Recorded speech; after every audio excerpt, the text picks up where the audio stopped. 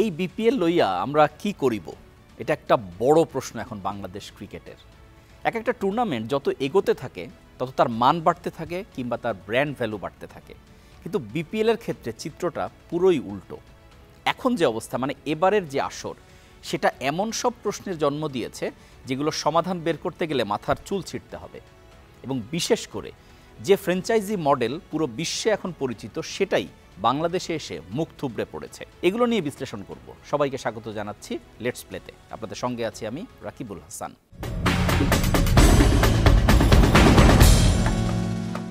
Bangladesh premier league বাংলাদেশের সবচাইতে আলোচিত, যে সব খেলাধুলা মিলে, শুধু ক্রিকেট না, সবচাইতে আলোচিত একটা টুর্নামেন্ট। যে টুর্নামেন্ট শুরু থেকেই বাংলাদেশের ক্রিকেটে বেশ কিছু অবদান রেখেছে, যদিও যতটা অবদান রাখার কথা সেটা না পারলেও বেশ কিছু অবদান রেখেছে, এই বিষয়ে কোনো সন্দেহ নেই।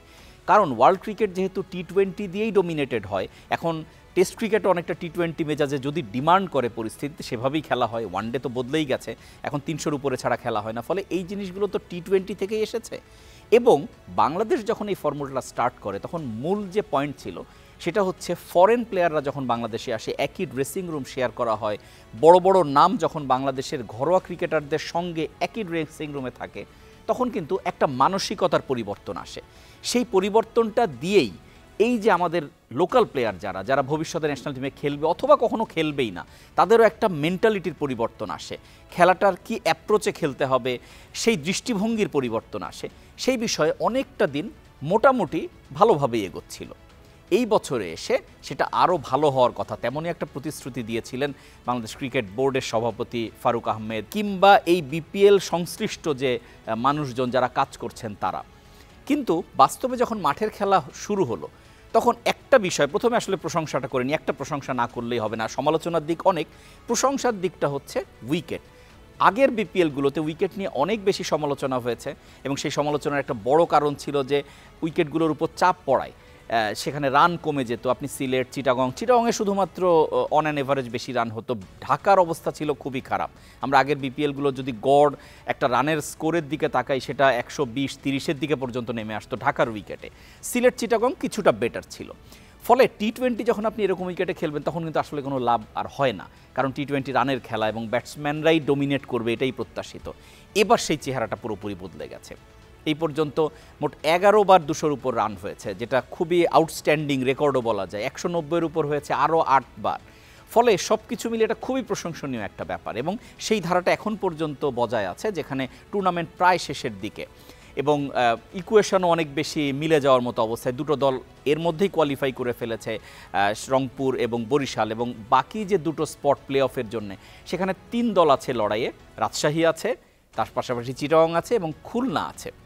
এই 3 দলের লড়াইয়ের মধ্যে একটা নাম আপনাদের আলাদাভাবে বলি, রাজশাহী নিয়ে যত কথা হয়েছে, তারা এত বেশি নিউজের খোরাক হয়েছে যেটা বিপিএলও হয়নি, এবং সেটা সব কিছুই নেগেটিভ দিয়ে। তারপরেও সেই দলটা কিন্তু প্লে অফের একটা দাবিদার হয়ে উঠেছে। তারা 12 ম্যাচ শেষ করে ফেলেছে, একমাত্র দল হিসাবে 12 পয়েন্ট নিয়ে তারা অপেক্ষায় আছে। শুধুমাত্র চিটাগং এবং খুলনা যদি হিসাবটা মিলিয়ে ফেলে তাদের মতো করে, তাহলে রাজশাহী বাদ হয়ে যাবে, কিন্তু সেটা কিন্তু বেশ কঠিন। যেমন চিটাগংয়ের 3 ম্যাচ বাকি, এই 3 ম্যাচ বাকি থাকার অবস্থায় তারা যদি একটা ম্যাচ জেতে 12 পয়েন্ট হবে রাজশাহীর সমান, যদি দুটো ম্যাচ জেতে 14 হয়ে 3 নম্বরে চলে যাবে, মানে টপকে যাবে, 3টা দল হিসাবে কনফার্ম হয়ে যাবে। আর খুলনার হিসাব হচ্ছে 10 ম্যাচ শেষে 8 পয়েন্ট। ফলে তাদের যে বাকি 2 ম্যাচই জিততে হবে, এবং জিতলে তারা 12তে যাবে। যদি তারা 12তে যায়, তখন রান রেটে তারা রাজশাহীকে টপকে যাবে। ফলে এই চিটাগং এবং খুলনা যদি হিসাবটা মিলাতে পারে, তাহলে রাজশাহী বাদ হয়ে যাবে। নইলে রাজশাহীর কিন্তু একটা রিয়েলিস্টিক চান্স আছে। এই 2 দল কোথাও হিসাবের অমিল করলেই রাজশাহী কোয়ালিফাই করবে। কিন্তু সেই দলটা যারা মাঠে এরকম পারফর্ম করলো, শুরুর দিকে নড়বড়ে হলেও শেষের দিকে যে দুর্বার খেলেছে, তাদের নামের প্রতি জাস্টিফিকেশন এখানে হয়ে যায় দুর্বার রাজশাহী। কিন্তু সেই দলটা পেমেন্ট ইস্যু নিয়ে, হোটেল বিল নিয়ে, হোটেল পরিবর্তন নিয়ে কি সব হয়েছে, যেটা বিসিবিকে বিব্রত করেছে। বিসিবি অফিসিয়ালি বলেছে এগুলো নিয়ে তারা ভাববে বা ভবিষ্যতে শাস্তিমূলক ব্যবস্থা নিবে, কিন্তু কোথার কিছুতেই কিছু সলভ হচ্ছে না। প্রথমে তারা অনুশীলন বর্জন করলো এই টাকা পয়সার দাবিতে, তাদের খেলোয়াড়রা, চট্টগ্রামের ঘটনা। তারপরে তারা ম্যাচ খেলবে কিনা সেই শঙ্কা হলো। তারপরে একটা ম্যাচ খেলতে গেল যেখানে বিদেশিরা হোটেলে থেকে গেল, তারা গেল না খেলতে, যে কারণে বিশেষ বিবেচনায় তাদেরকে খেলতে দিতে হলো। কারণ বাইলজে আছে যে 2 জন বিদেশিকে আপনার ন্যূনতম খেলাতেই হবে, সেটা ভেঙে গেল এবার প্রথম এসে। ফলে সেই দলটা আজকে এই অবস্থায়, এবং যে মুহূর্তে আমরা কথা বলছি সেই মুহূর্তেও সেই দলের ম্যানেজার মেহরাব হোসেন অপি, বাংলাদেশের প্রথম ওয়ানডে সেঞ্চুরিয়ান, তিনি ওই দলটার ম্যানেজার, তিনি বলেছেন তিনি এখনও কোনো টাকা পাননি, অথচ 12 ম্যাচ খেলা শেষ। তারা যদি কোয়ালিফাই না করে তাদের আসর শেষ এবারের মতো, কিন্তু তিনি কোনো টাকা পাননি। ফলে এটা কিভাবে হয়, বা বিসিবিও কিভাবে এটা অ্যালাউ করে, বা ওই ফ্র্যাঞ্চাইজি মালিক এটাকে কিভাবে জাস্টিফাইড করবেন?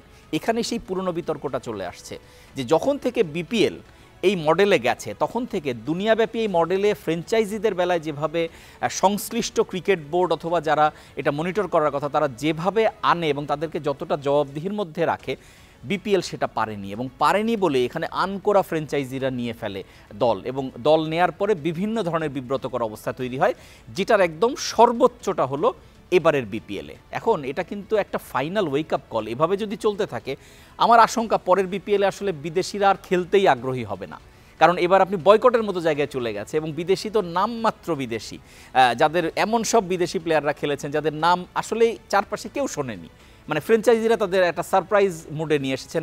ক্যারিয়ার মানে দেখতে গেলে দেখা গেছে হয়তো তার দেশের হয়ে 2-3 ম্যাচ খেলেছেন ফার্স্ট ক্লাস, অথবা 2-3 ঘরোয়া ম্যাচ খেলেছেন, এরকম প্লেয়ারও এসে খেলে ফেলেছে আমাদের এখানে। ফলে এই যে ভাবমূর্তির একটা সংকট হলো, এটা কিভাবে কাটবে আমি জানি না, তবে সেটা বিসিবিকে কাটাতেই হবে, এবং সেই কাটানোর ক্ষেত্রে সবচাইতে জরুরি হচ্ছে যে টুর্নামেন্ট শেষ হওয়ার মধ্যেই এই যে পেমেন্টের যে ইস্যুটা নিয়ে একদম তালগোল পাকিয়ে গেছে সেটাকে সলভ আনতেই হবে, এবং যদি না হয় তাহলে ভবিষ্যতে বিপিএলের মানে ভাগ্যাকাশে দুর্যোগের ঘন ঘটা একটা প্রশ্নবোধক চিহ্ন এর মধ্যেই বসে গেছে, যেটা যদি সলভ না হয় তাহলে কিন্তু বিপিএলের ভবিষ্যৎ অন্ধকারই বলতে হবে।